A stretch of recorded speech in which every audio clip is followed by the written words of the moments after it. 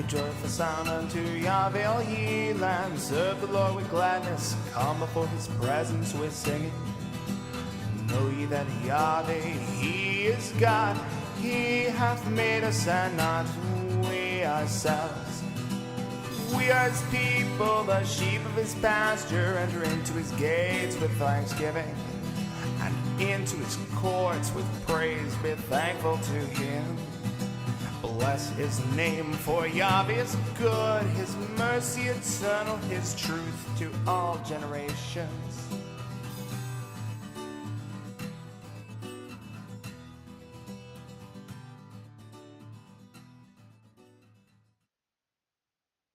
Hello, good morning. Welcome to Line by Line Bible Studies. We're continuing today in the book of Psalms. Just got to get a little more upright, keep my sinuses properly tamed.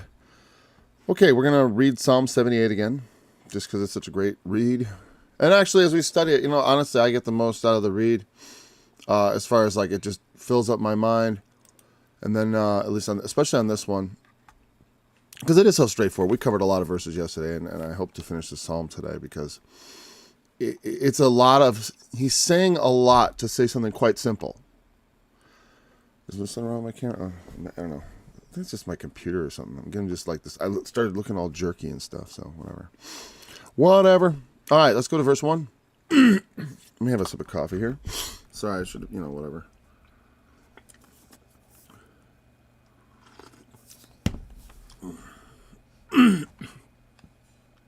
Maskil of Asaph.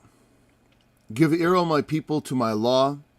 Incline your ears to the words of my mouth. I will open my mouth in a parable. I will utter dark sayings of old, which we have heard and known, and our fathers have told us. We will not hide them from their children, showing to the generation to come the praises of the Lord, and his strength, and his wonderful works that he hath done.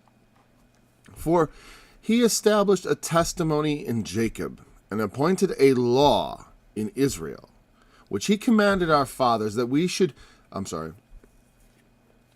they should make them known to their children, that the generation to come might know them, even the children which should be born, who should arise and declare them to their children, that they might set their hope in God, and not forget the works of God, but keep his commandments. It might not be as their fathers, a stubborn and rebellious generation, a generation that set not their heart aright, and whose spirit was not steadfast with God. The children of Ephraim, being armed and carrying bows, turned back in the day of battle. They kept not the covenant of God, and refused to walk in his law, and forgot his works, and his wonders that he hath showed them. Marvelous things did he in the sight of their fathers, in the land of Egypt, in the field of Zoan. He divided the sea and caused them to pass through, and he made the waters to stand as an heap. In the daytime also he led them with a cloud, and all the night with a light of fire. He clave the rocks in the wilderness, and gave them drink as out of the great depths.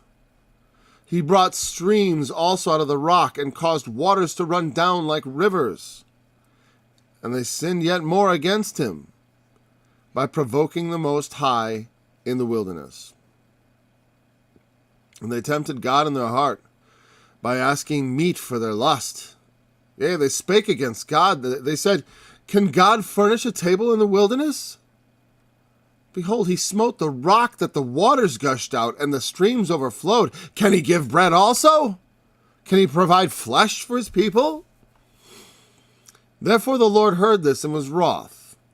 So a fire was kindled against Jacob, and anger also came up against Israel, because they believed not in God, and trusted not in his salvation, though he had commanded the clouds from above, and opened the doors of heaven, and had rained down manna upon them to eat, and had given them of the corn of heaven. Man did eat angels' food. He sent them meat to the full. Sorry, I got itchy there. I didn't quite read that exactly on, because it's like, though he had done that, he sent them meat to the full. Sorry. He caused an east wind to blow in the heaven, and by his power he brought in the south wind. He rained flesh also upon them as dust, and feathered fowls like as the sand of the sea. And he let it fall in the midst of their camp, round about their habitations. So they did eat, and were filled, well filled. For he gave them their own desire. They were not estranged from their lust, but while their meat was yet in their mouths, the wrath of God came upon them, and slew the fattest of them, and smote down the chosen men of Israel. For all this they sinned still, and believed not for his wondrous works. Yep. Like a floating hair around here. There was something crawling on me earlier, literally crawling on my glasses. And I blew it off. I thought it was like a fly, but it was actually a crawling thing. And I think now I have some sort of internal subconscious feeling like things are crawling on me. But it's probably just a hair moving. Anyway, I feel like I want to move it. All right, where were we? Verse 32. Okay. No, we read that. Verse 33. Therefore their days did he consume in vanity. They wandered in the wilderness. And their years in trouble. When he slew them, then they sought him, and they returned and inquired early after God. Yea, many a time turned he his anger away, and did not stir up all his wrath. For he remembered that they were but flesh, a wind that passeth away, and cometh not again. How oft did they provoke him in the wilderness, and grieve him in the desert? Yea, they turned back and tempted God, and limited the Holy One of Israel. I forgot what we said that actually is supposed to be. That's fine. Disdained or whatever. They remembered not his hand, nor the day when he delivered them from the enemy. How he had wrought his signs in Egypt, and his wonders in the field of Zoan, and he turned their rivers into blood, and their floods that they could not drink. I'm sorry. And had turned, and had turned their rivers into blood, their floods that they could not drink. He sent diverse sorts of flies among them, which devoured them, and frogs, which destroyed them. He gave also their increase unto the caterpillar, and their labor unto the locust. He destroyed their vines with hail, and their sycamore trees with frost. He gave up their cattle also to the hail, and their flocks to hot thunderbolts. He cast upon them the fierceness of his anger, wrath, and indignation, and trouble. By sending evil angels among them, he made a way to his anger. And he spared not their soul from death, but gave their life over to the pestilence, and smote all the firstborn of Egypt, their chief of their strength, in the tabernacles of Ham. But made his own people to go forth like sheep, and guided them in the wilderness like a flock. And he led them on safely, so that they feared not. But the sea overwhelmed their enemies. And he brought them to the border of his sanctuary, even to this mountain, which his right hand had purchased. He cast out the heathen also before them, and divided them an inheritance by a line, and made the tribes of Israel to dwell in their tents. Yet they tempted and provoked the Most High God, and kept not his testimonies, but turned back, and dealt unfaithfully like their fathers. They were turned aside like a deceitful bow. For they provoked him to anger with their high places, and moved him to jealousy with their graven images. When God heard this, he was wroth, and greatly abhorred Israel, so that he forsook the tabernacles of Shiloh, the tent which he placed among the men, and delivered his strength into captivity, and his glory into the enemy's hand. He gave his people over also unto the sword, and was wroth with his inheritance. The fire consumed their young men, and their maidens were not given to marriage. Their priests fell by the sword, and their widows made no lamentation. Then the Lord awaked, as one out of sleep, and like a mighty man that shouteth by reason of wine. And he smote his enemies in the hinder parts, and he put them to a perpetual reproach. Moreover, he refused the tabernacle of Joseph, and chose not the tribe of Ephraim, but chose the tribe of Judah, the Mount Zion which he loved, and he built his sanctuary like high places, like the earth which he hath established forever. He chose David also his servant, and took him from the sheepfolds, from following the ewes, great with young, he brought them to feed Jacob his people, and Israel his inheritance. So he fed them according to the integrity of his heart, and guided them by the skillfulness of his hands. And when I look at this, Ephraim and Manasseh, but even in his blessing, he said, out of Judah comes the scepter. And from the beginning, it was sort of like he knew God had chosen Judah for the royal line, even though that wasn't his favorite son. God chose him. He chose that tribe to bring forth his son. Also, of course, Christ himself, thou son of David. We're picking up around verse 42. There was something also, the mentioning of the rock and the wilderness and the water. If I didn't mention it, when Paul talked about that, he compared that, they were all baptized to Moses in the sea, when they divided the sea. And then they were, and they all drank of that same spiritual rock, which was Christ. And so the rock that followed them, the rock from which they brought out the water, that is symbolic of Christ. Is the rock that we can depend on, that is going to keep us alive in the wilderness. The water source that travels with you, goes wherever you go. He says, if you would ask of me, I will give you living waters. It'll be like a well of water in you, springing up into everlasting life. And I didn't really emphasize that at all when we went over it. I just kind of brushed over it. And I probably mentioned it in passing, but I didn't elucidate much about it. But that's something to remember when you read that. You think about it, because I always say this is, how do we as Christians in the 21st century relate to all these things? I look at it, and Asaph almost starts reminding me of the voices we hear in our culture that says America is a terrible place, except for the wrong reasons. They criticize our country for its virtues, for the good thing. And now there are that's the part that really, the critique is the most important. Because what have we been doing with what, a lot of times people want to go back and criticize people who lived 500 years ago because they didn't properly, eschew certain ideas. We don't have the same cultural things and stuff. Okay, whatever. There's a lot of people alive today who carry tons of opinions I can't stomach. Or who believe, there's a lot of prominent people who have, who are publicly, because I don't want to signal anything to be censored, not on this channel anyways. But people who adopt perverse modes of living and acknowledge so publicly, but are not entirely perverse, which is, most people, right? I mean, some people have been completely corrupted by evil, and other people are only in part corrupted. That, as far as the corruption goes right down to the whole thing. But what I'm saying is, the corruption is not as, some people just are not as all around wicked as others. There's differences of judgment and such. We're all sinners, but there are degrees. God doesn't like it when we are like, I'm holier than thou, though. So you gotta be careful when you consider those things, but it's true. So yeah, I'll listen to people who sometimes I don't agree with at all. And I'll even like them for reasons that, otherwise I don't like them.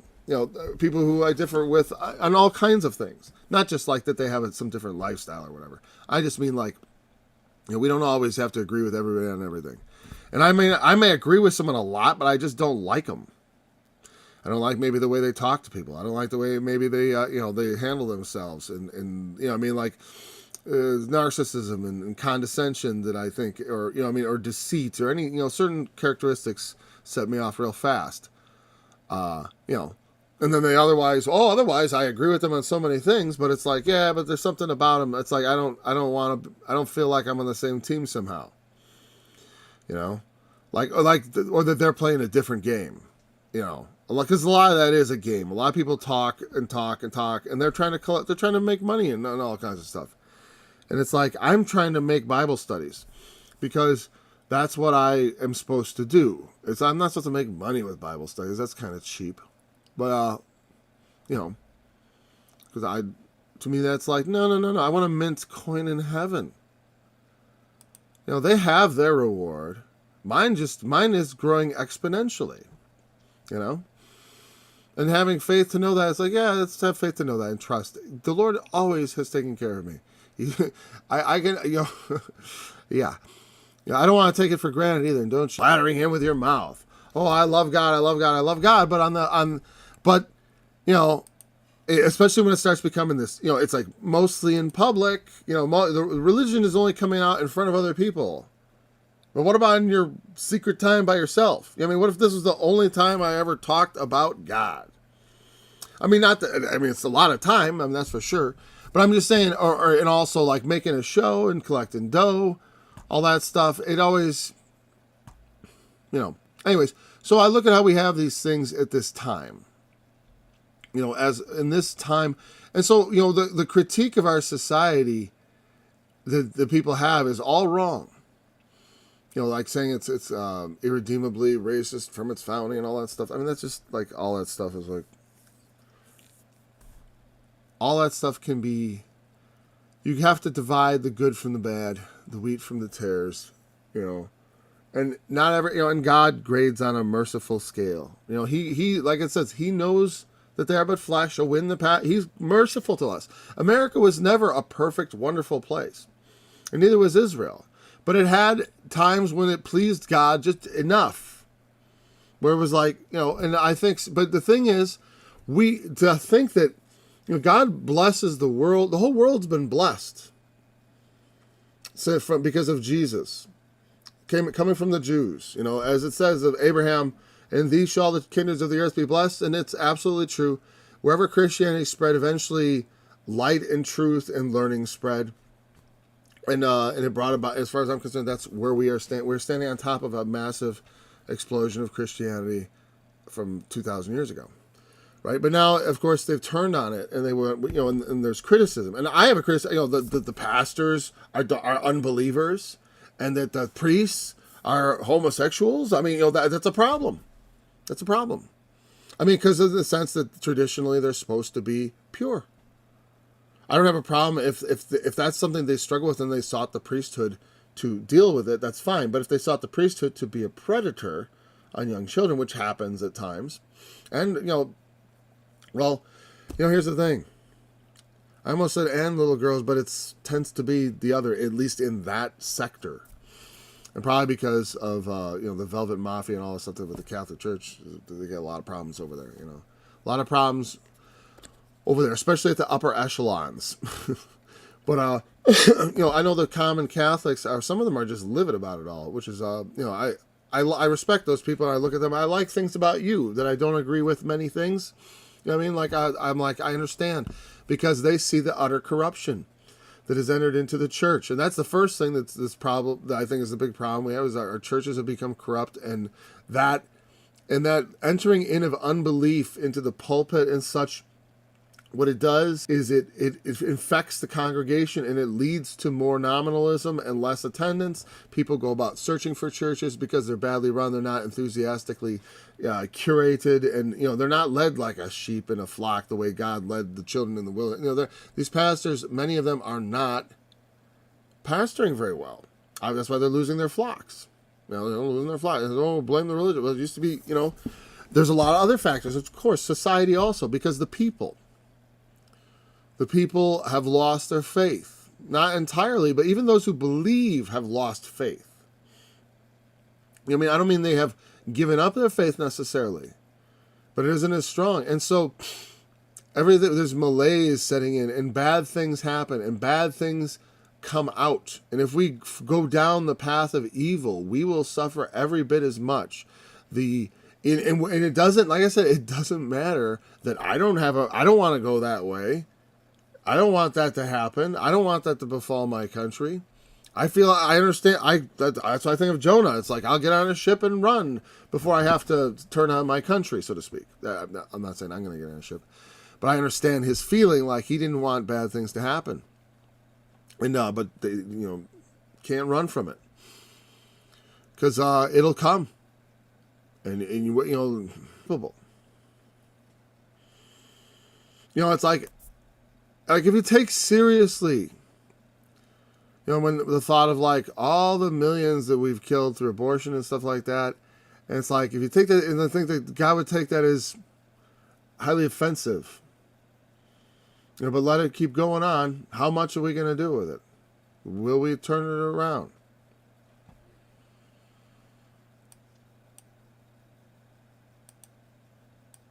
Because I suppose in some realm obviously there has to be some realm for medical necessity. You know, like I'm always suspicious about, you know, people. Oh yeah, you'll all. It's gonna be. Oh, this is what's gonna happen if we don't do this. You know, it maybe. You know, someone reminded me yesterday that, you know, one time my wife was pregnant and the child was in breech position or whatever, and we all prayed and it turned. Right as it was being prayed about. Remember not his hand nor the day when he delivered them from the enemy, how he had wrought his signs in Egypt and wonders in the field of Zoan. Yeah, they provoked him in the wilderness and in the desert, and of course they remembered not what happened back in Egypt. And then he goes into the Egypt stuff again. Like I said, it's out of sequence because he starts off talking about leading them across the sea and Pharaoh being drowned in the sea and the chariots and all that. There was a line there that as I was reading, I have, like I said, I'm all full of thoughts as I'm reading it. Because my right brain is reading and my left brain is thinking. Because I'm always thinking as I'm reading, which is a funny thing when I think about it. I bet that would really mess it up if I close my left eye. What would that do? I close my right eye. My left eye, that's my right brain's domain. Yeah.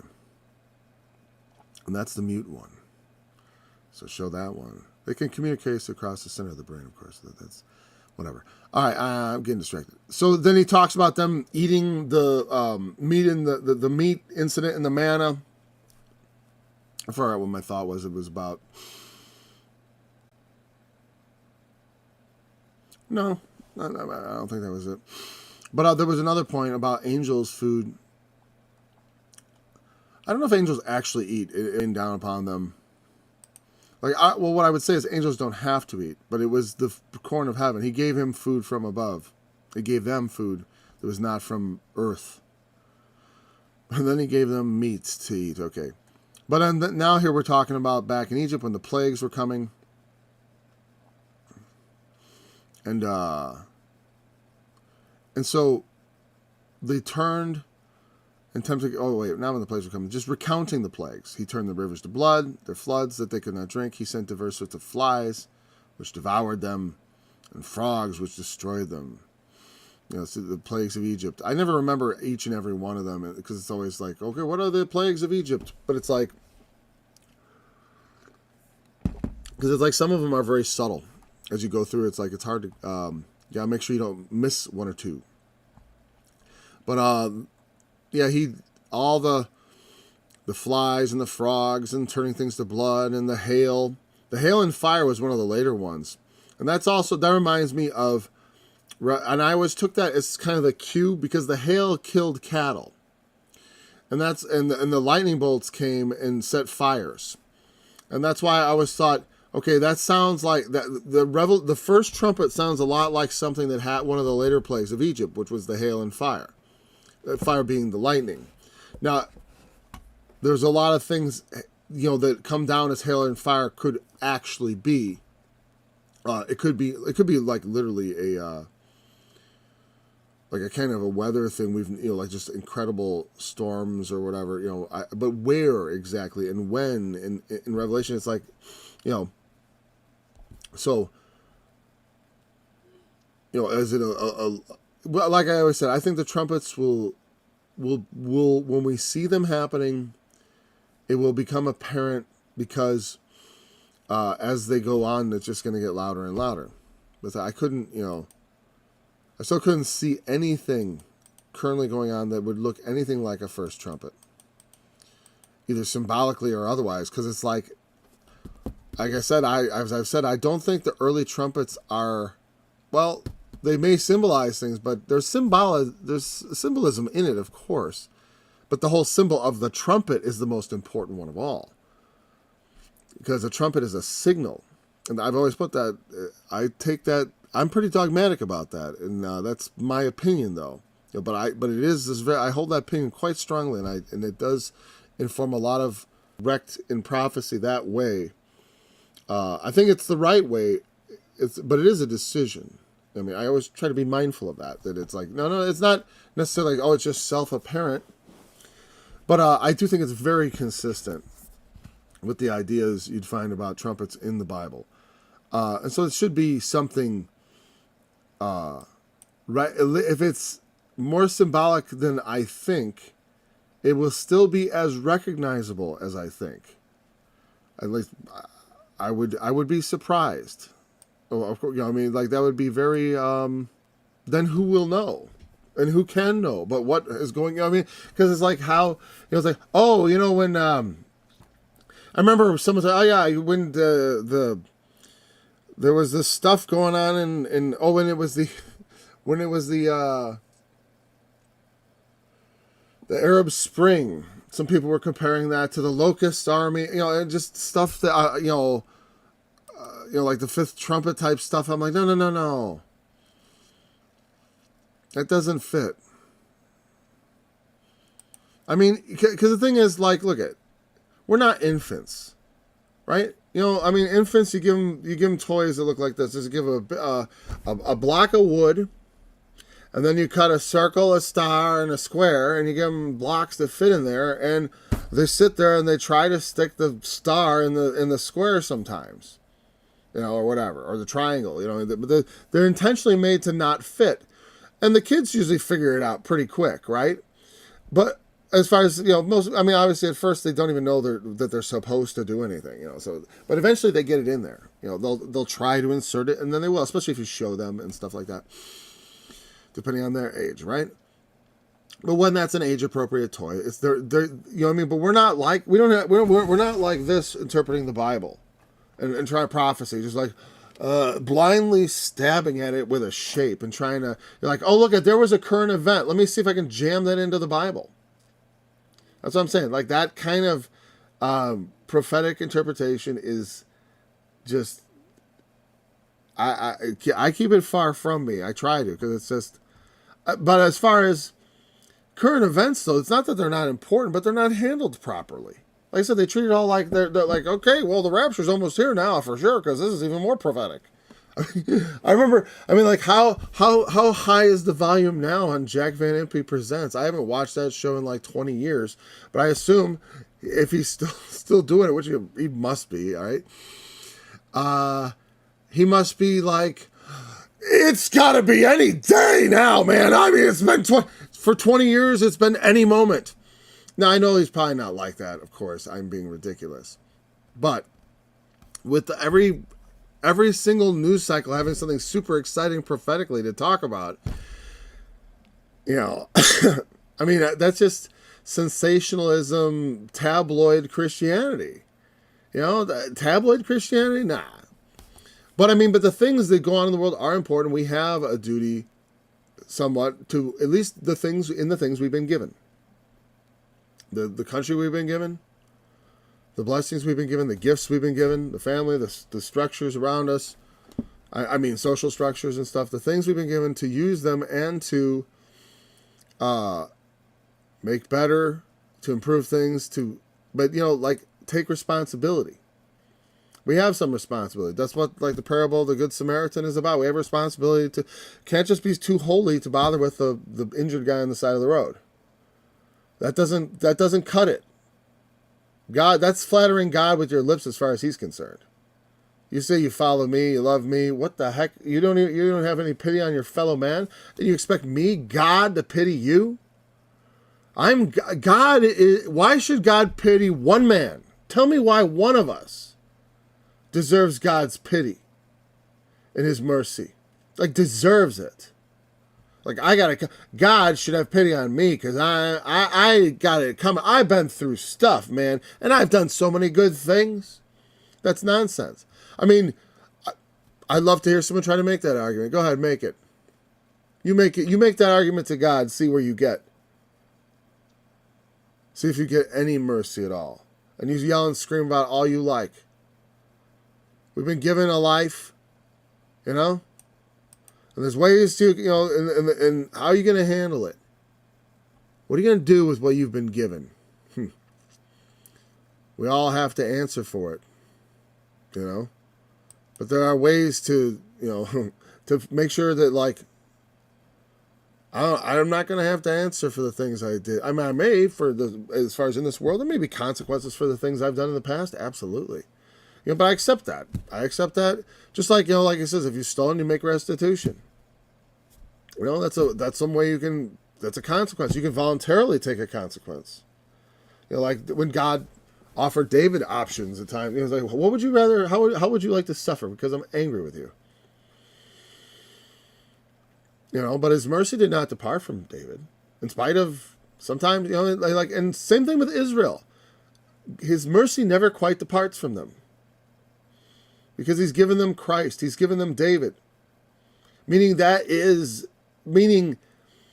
in giving David, the king, in giving that king line, and giving to us a savior. You know, that means that the line it is preserved. It can never be wiped out. Yes, some wicked men perish from among us. Now, they go out from us because they were not of us. They are not always, you know, there are people who are hanging around the church or hanging around Christians and stuff. It's like in their mouth in it, but it's not real. You know, I don't know. Or it's just, you know, I don't know. And of course, there's some who are just outright enemies. We have plenty of enemies. Their cattle to the hail, their flocks hot thunderbolts. That would get a bit messy. You know, blasting thunderbolts, setting things on fire, bashing cattle. Like, hail that locally is strong enough to kill a cow? Or that could mean livestock. Also cattle, that might mean livestock, you know. But you know, whatever, sheep, goats. It's not much. They both require quite a bit of force. You know, like it's not easy. It's definitely harder to kill a cow than to kill, say, a goat. And I've never done either. You know, but I know that they have to. That there's a bit that goes into slaughtering a cow. You know, slaughtering cattle. You know, it's cows. Well, what are the old milk cows? They gotta do something with them, right? They give their cattle to but like, you know, but the Bible is described. You know, how big of a hailstone would it take to kill a cow, or some? It doesn't have to kill all of them. It doesn't even have. You know, I mean, it just kind of destroys them. Yeah, I mean, it can be. I mean, because it's like it doesn't have to be that big to pummel you to death. And of course, with fire also in the panic state, he cast upon them the fierceness of his anger, wrath, and indignation, and trouble by sending evil angels. The evil angels. Angel of death. Makes me think of my band. the evil angels, or something like that. But yet, you know, because there's a place in the Bible where some pretty dark stuff is described, like in the book of Kings, where the prophet, oh boy, it slipped my mind. Whatever, the prophet is talking to King Ahab. Was it Ahab at that instance? Whatever, how it went. And there was a one prophet who had horns on, and he ran around. Oh, thus with us you will push the king of Syria, or whoever they were fighting, I forget. And then, because the kings of Israel and Judah were going to fight together against a common enemy. There was kind of a little bit of a, you know, détente. There was periods of civil war between Israel and Judah. You know, again, you wonder why the kingdom fell. Well, for one, corruption at the top. Really, it's hard to keep a populate. When the king openly cavorts with multiple foreign women and has so many wives and luxurious living, and then his son comes along and he's a son of a bee, who wants to levy heavier taxes and gonna be a authoritarian dictator basically as a king. Solomon wasn't like that, but he was kind of extravagant. And everyone was like, well, the kingdom is just glorious, and they were happy to be in the kingdom, and the taxes were heavy, but things were pretty good. And but then you look at the corruption at the top. It's like, okay, well, the king lives pretty high on the horse, and but it was agreed upon that they and he began to be corrupted with their idols. Something we don't talk about a lot about Solomon. But that's the thing. It's like that's what the corruption that enters in the national scene. Our nation has been corrupted by things. We have all kinds of idols and etc. Sins and corruption. They're not, we don't understand what sin means anymore. You know what I mean?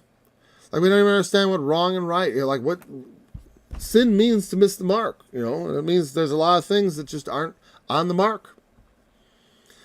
And that's kind of basic. Like we have to be able, at least on a grand scale, we should at least be able to figure out, we all know intuitively on some level, we have a conscious understanding. Obviously, I refer not to exceptions of people who might be, they'll point out the occasional narcissistic sociopath who seems to have almost no conscience, certainly no bad feelings or guilt about the things they do. They kill like animals and machines, and they're kind of terrifying. There's a documentary on a guy called the Iceman.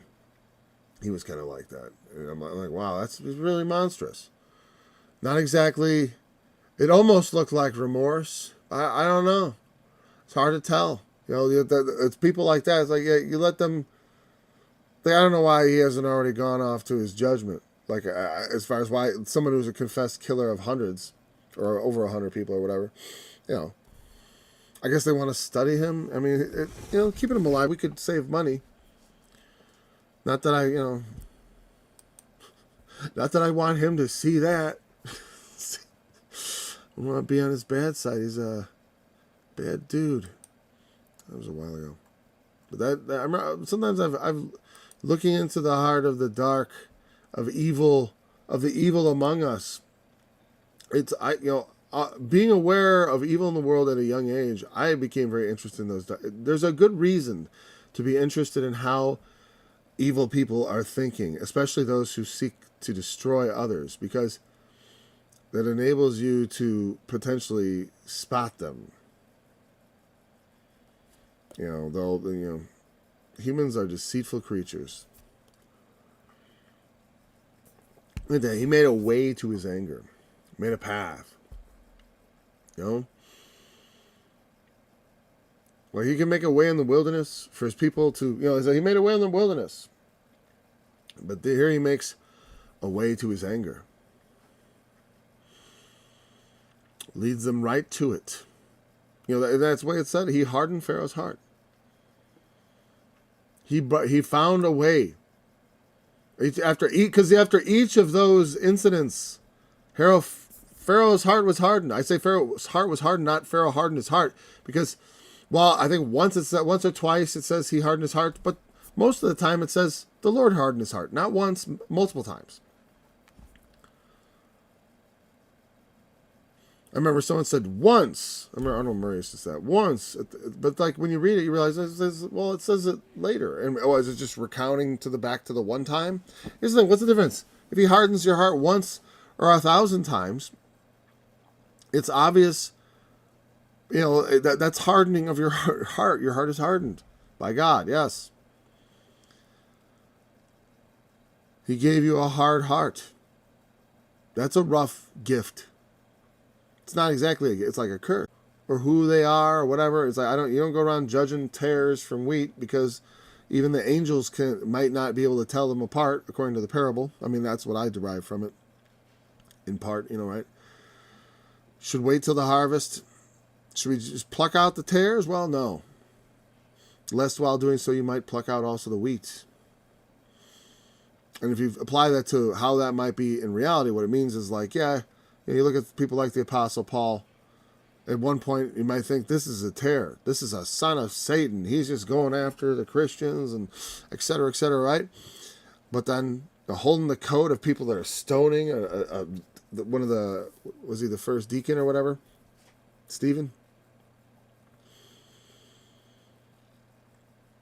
First one to have, diakonos as an office. Diakonos is, I think, how you say deacon in how it's spelled in Greek. It's like a servant, but like like a household servant, not like a slave. There's another word for that, doulos, which means like a chattel slave. He cast upon them the fierceness of his anger, wrath, and indignation, and trouble by sending evil angels among them. He reiterated his anger. Spared not their soul from death. The death angel that passed over Israel claimed the lives of the firstborn of Egypt. Pestilence. It's one of those words that comes up a lot, and we're like, what exactly does pestilence mean? In English. I mean, in Hebrew, that's a good question, right? What does it mean in Hebrew to start with? Here it is. I'm bringing it up a little because I'm not bringing up the whole thing. There we have pestilence, debar. And what is it? What is the definition? Of course, it's pestilence. But I think it's disease, right? Plague. Yeah, it's like a disease, but it's also translated thorns once, apparently. Thing also having the pest in there and whatever. And also being like a disease. Among us, we have the destroying pestilence, that goes about to undermine and destroy the foundations of the very society we all depend on. Which is insane. It's like that what I'm talking about is the critique of our society from our enemies, is like they're sitting on the branch of the tree, literally sawing the log off behind them. Yeah, it doesn't work like that. So if we just cast off all restraint, if we just like or constrain people because they don't want to cast off all restraint. It used to seem like that. Like when I was a teenager in the 90s, it seemed like, as I came of age in the 90s, because I turned 18 in 93. No, I turned 20 in 93, sorry. Yeah, that was the year I turned 20. So, at the time, it was like people were all about do what you want. It seemed it was a very liberal attitude. Even coming from the adults, the baby boomers and such, who were like the parents at the time. Some of them, at least the early phase baby boomers. And there was this permissiveness and immorality and such. And now that has turned into a sort of, the immorality is becoming this sort of paternal. It's turning itself like trying to get, everyone's gotta celebrate. And if you don't clap your hands, when we, if you don't bow down at the sounding of the tinkling and the bingling and the suckbat and the Daniel. I forgot, was it the sound of the trumpet, the flute? There were 6 instruments. I forgot what they were. The sack butt, or the butt sack, sack butt, I think it was called. And the and I don't know what that is, and I forgot. I probably looked it up and I forgot it because it was, again, much like a lot of this. It's the kind of thing where it's like, not worth remembering. As far as like it was some unknown musical instrument. I was like, oh, that's why I don't remember what it is.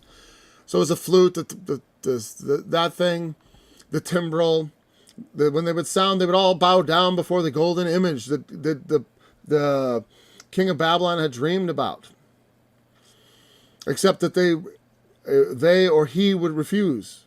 Was that the incident that led the 3 Hebrew children to the fiery furnace? Or was that the one that led Daniel to it doesn't matter. It led somebody to some sort of trial, which the Lord carried them through. But the point is, they want everyone to bow down and not just tolerate, and as I believe, of course, we should tolerate everybody who is not breaking law, harming other people. And the things we have generally in law are decent. We have decent laws. I mean, there needs adjustment, of course, but I'm just saying. We need to be tolerant of people. And even in their sins, I need tolerance of my sins. But we can't have, it's a far cry from celebrates. And you might, and if you refuse to celebrate this stuff, actually, I remember it cost my brother his first job because he refused, because he got hired by some company, and then there was they had a pride parade thing they did every year, and they had to do stuff for pride, and he wouldn't do it. And this was back in the 90s already. I don't think he was fired so much as he just parted ways about things that are not exactly, it's not there's certain, I believe in love and celebrating love and friendship and all that stuff, but there's not just one kind. And there's certain kinds of things that we call love that are just biological functions that are not for celebrating, but they're for celibate waiting for marriage, right? And then to then take things that are essentially wrong, like wrong in the essence, like they're just wrong. They're just technically wrong, and to promote those to levels and celebrating those acts above what we ever accepted normal sexual congress, as far as we didn't celebrate sexual congress in public, right?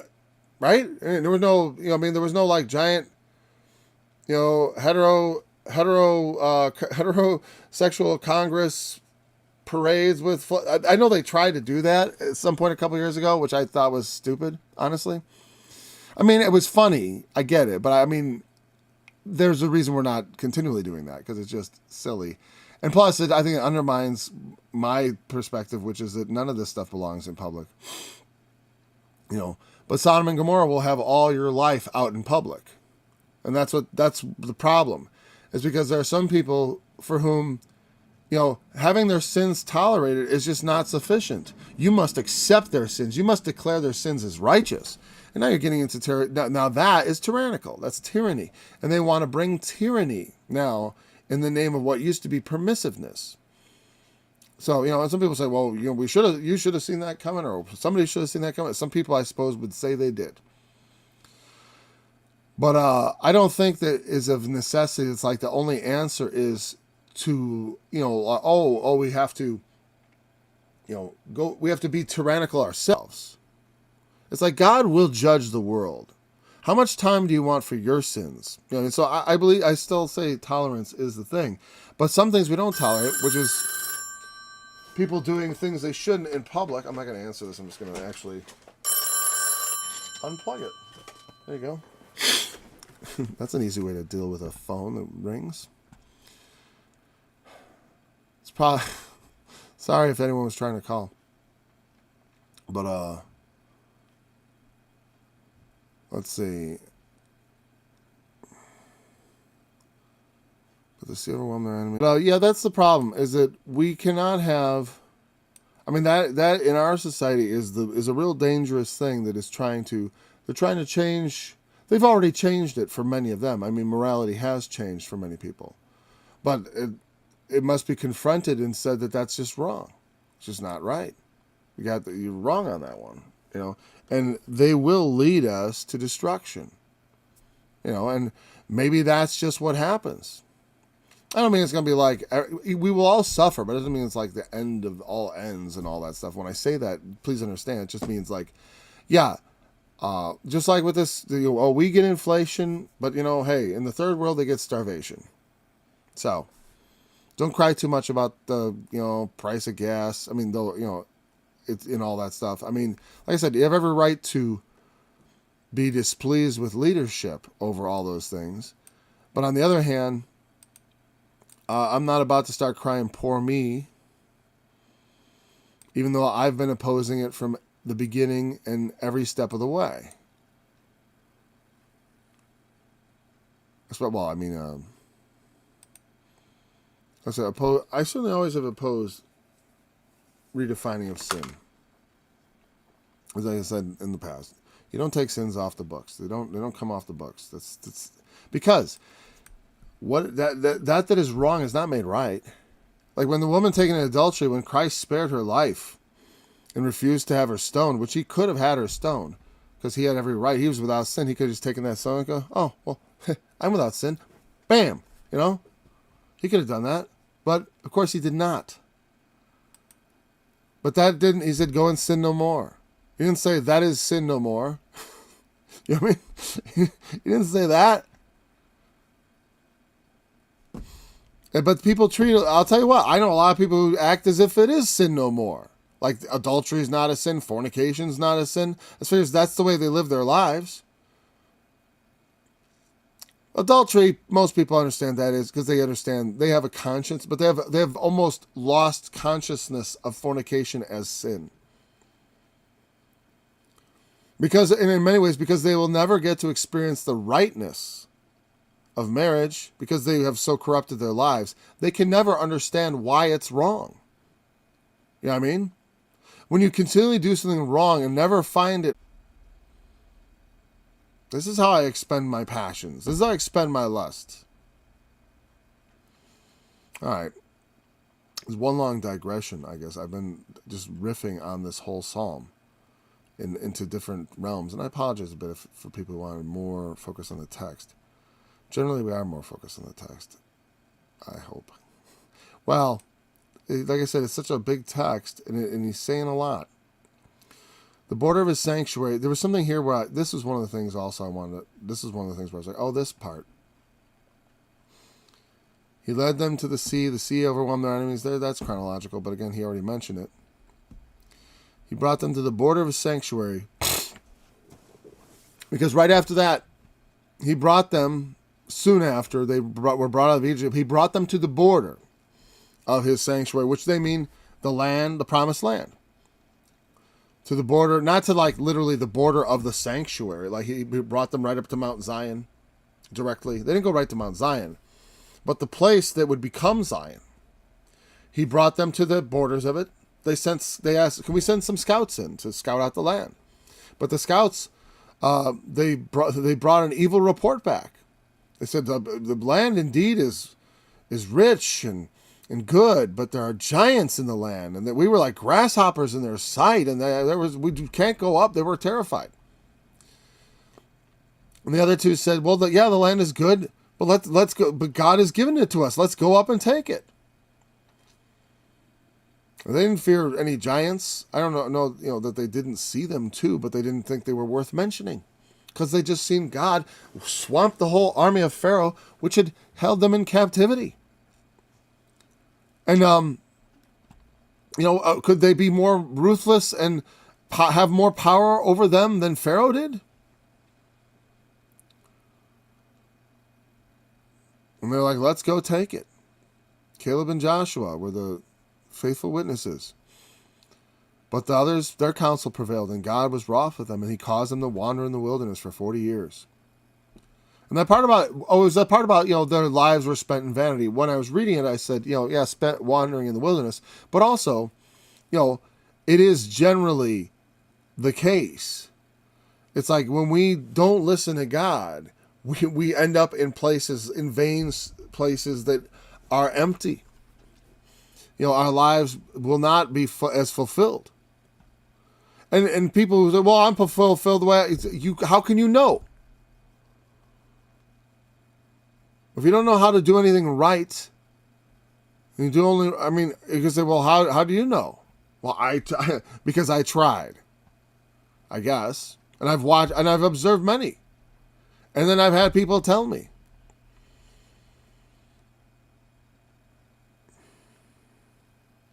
Faithful marriage is much better. And God, that's why God compares our relationship to him like a faithful marriage. It requires more than just faithfulness. It also requires time and attention, So let's see. He made them dwell. He cast out the heathen before them. Now see, he brought them to the border. He doesn't even mention the wandering in the wilderness there, because he does. Eventually, he brings them to it. He brings them to the border. Not immediately like he had planned. But this is how he wanted to do it, and ultimately it was done just a generation later. Hey. But you notice in the scripture, that's another example of gaps in the scripture, where in a retelling of a story, you would almost think that that's exactly how it was the chronological. Right? So this is not chronological. And right there, he skipped events. And like I said, if you don't think the Bible ever does skips, well, one, you're wrong. It does. You got to be careful. Do not just start plugging in, well, there must be a skip here and there, because it's like reading between the lines is definitely dangerous work. But not really here, because between these lines, there is quite a bit. Like, the sea overwhelmed their enemies.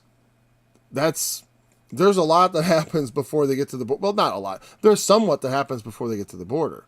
Not much.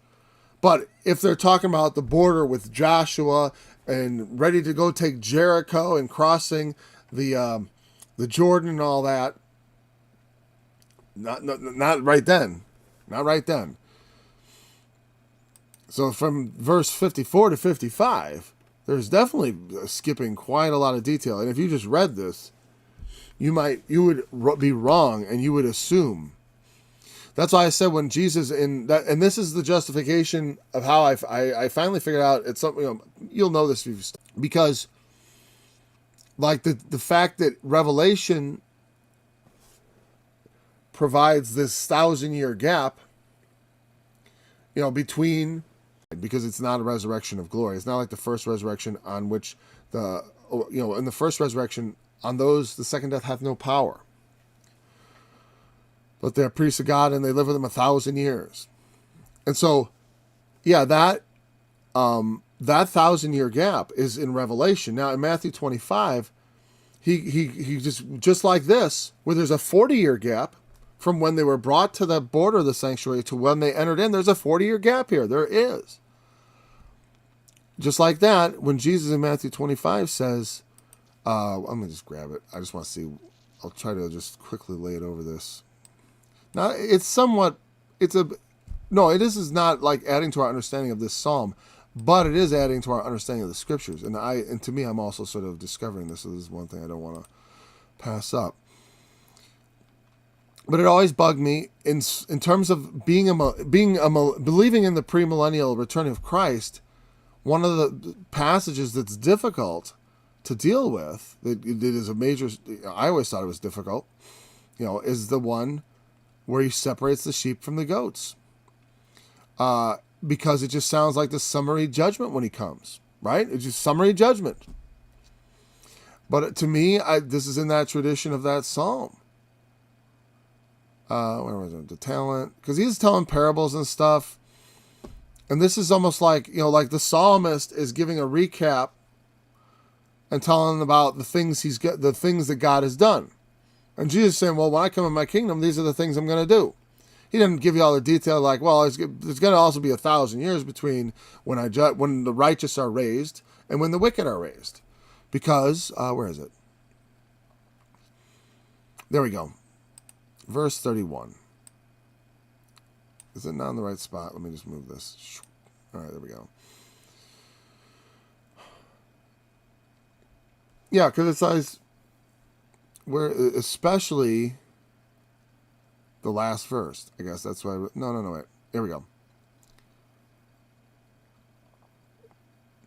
But basically, when you get down to verse 41 here, then shall he say to them on his left hand, he divides the sheep from the goats, and the sheep are told to enter in the kingdom, and the goats are told to depart into everlasting fire, prepare for the devil and his angels.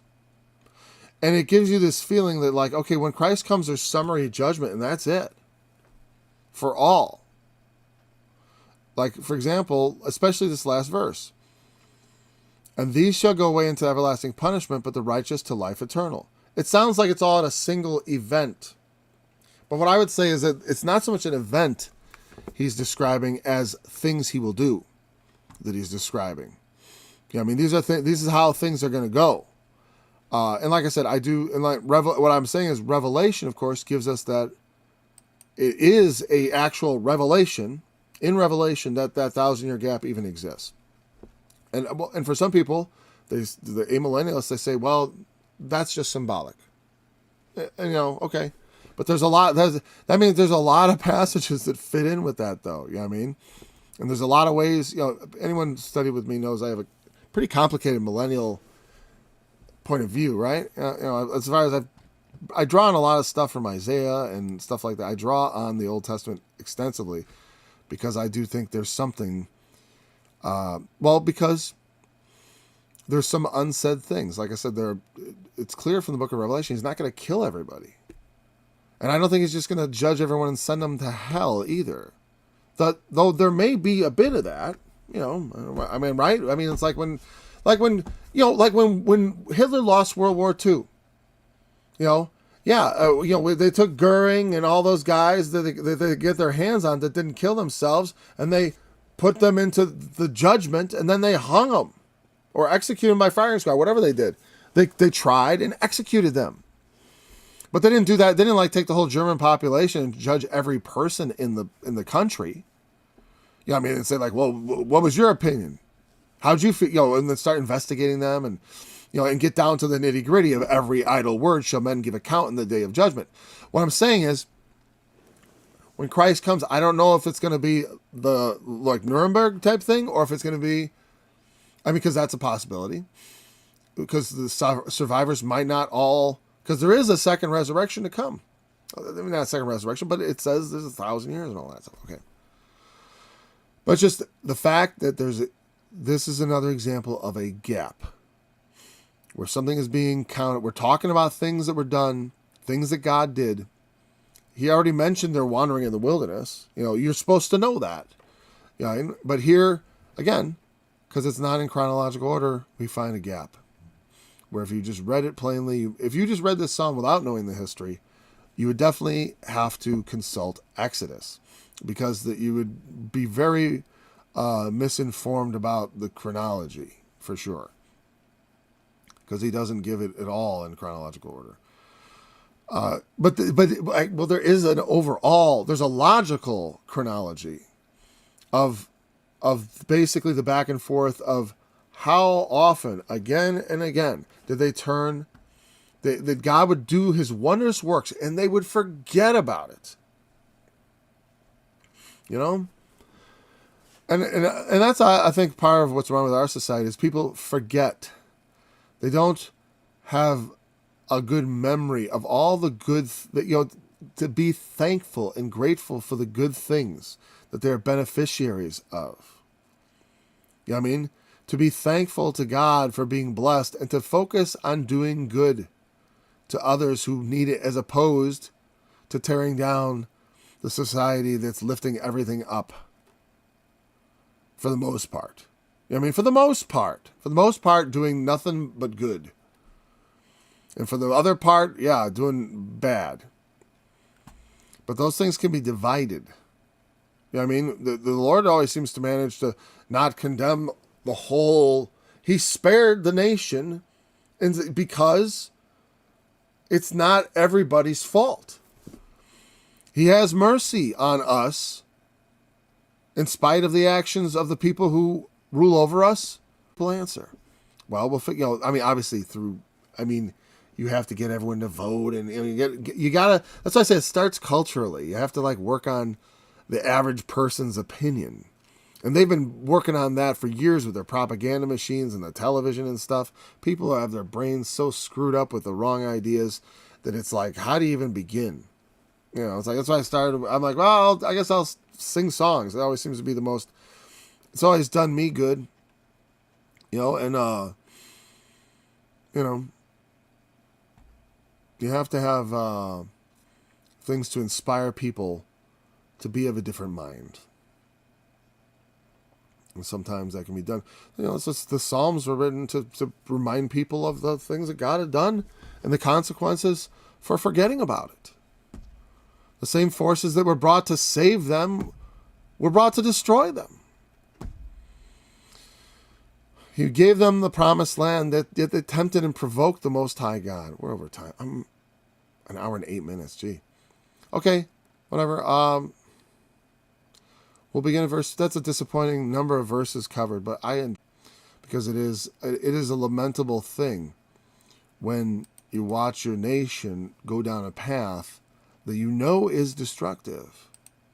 You know, and like I said, the answer is not passing laws. I mean, whatever, but because I don't believe. I mean, we have laws for certain things, but for other things you can't. It's like the legalizing and the illegal. It's a fight that it brings into territory where all of a sudden your faith will become illegal because you made it in law. We have to fight at the level of culture, which is not pertaining to by law. And that's the weird thing, is that if my faith is illegal, then what is making that illegal but some other faith? It's a counter to it. It's a religious thing. And you know, that's the problem, is like the whole separation of church and state thing. Of course, I think it's a good idea that the state should not be a centralized church, but it already is in a way, in that it is accepting the overall Christian morality. At the beginning, the laws are based on certain principles that the people have lived under for centuries and millennia. And once you start undermining that, the laws will change. Yeah, and you'll become an outlaw. Your faith will become outlawed.